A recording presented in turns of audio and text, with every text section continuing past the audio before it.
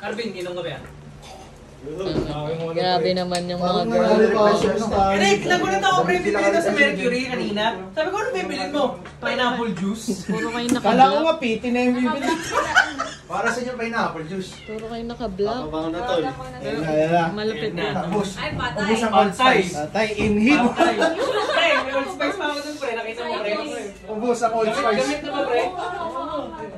Gamit na pre, ginamit mo na pre. Old Spice dun pre. Pag magre-retouch ka na. Hindi, gusto mo daling Old Spice pre, para pag magre-retouch Ubus ang Old Spice.